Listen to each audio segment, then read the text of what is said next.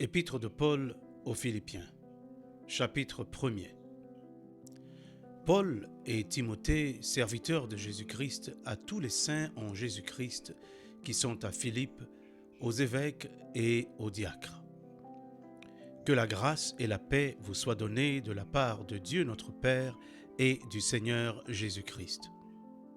Je rends grâce à mon Dieu de tout le souvenir que je garde de vous, ne cessant dans toutes mes prières pour vous tous, de manifester ma joie au sujet de la part que vous prenez à l'Évangile, depuis le premier jour jusqu'à maintenant. Je suis persuadé que celui qui a commencé en vous cette bonne œuvre la rendra parfaite pour le jour de Jésus-Christ. Il est juste que je pense ainsi de vous tous parce que je vous porte dans mon cœur, soit dans mes liens, soit dans la défense et la confirmation de l'Évangile, vous qui tous participez à la même grâce que moi. Car Dieu m'est témoin que je vous chéris tous avec la tendresse de Jésus-Christ. Et ce que je demande dans mes prières, c'est que votre amour augmente de plus en plus en connaissance et en pleine intelligence pour le discernement des choses les meilleures, afin que vous soyez purs et irréprochables pour le jour de Christ, remplis du fruit de justice qui est par Jésus-Christ à la gloire et à la louange de Dieu. Je veux que vous sachiez, frères, que ce qui m'est arrivé a plutôt contribué au progrès de l'Évangile. En effet, dans tout le prétoire et partout ailleurs, nul n'ignore que c'est pour Christ que je suis dans les liens. Et la plupart des frères dans le Seigneur, encouragés par mes liens, ont plus d'assurance pour annoncer sans crainte la parole. Quelques-uns, il est vrai, prêchent Christ par envie et par esprit de dispute, mais d'autres le prêchent avec des dispositions bienveillantes. Ceux-ci agissent par amour, sachant que je suis établi pour la défense de l'Évangile.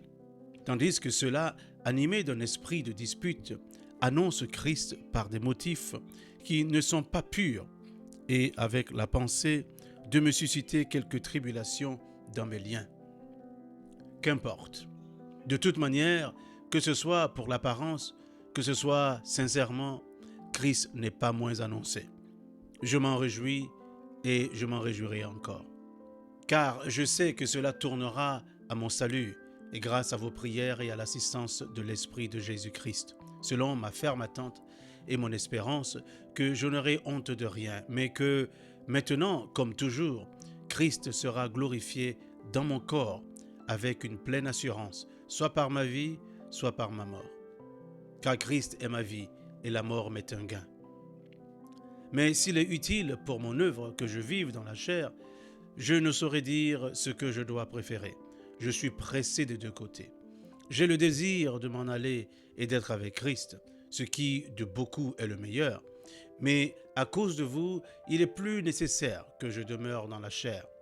Et je suis persuadé, je sais que je demeurerai et que je resterai avec vous tous pour votre avancement et pour votre joie dans la foi, afin que, par mon retour auprès de vous, vous ayez en moi un abondant sujet de vous glorifier en Jésus-Christ.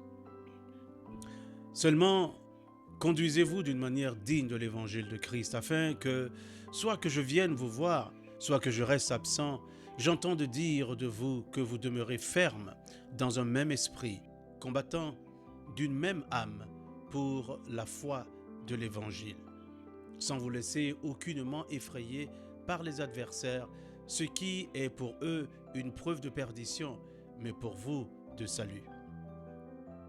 Et cela de la part de Dieu, car il vous a été fait la grâce par rapport à Christ, non seulement de croire en lui, mais encore de souffrir pour lui, en soutenant le même combat que vous m'avez vu soutenir et que vous apprenez maintenant que je soutiens.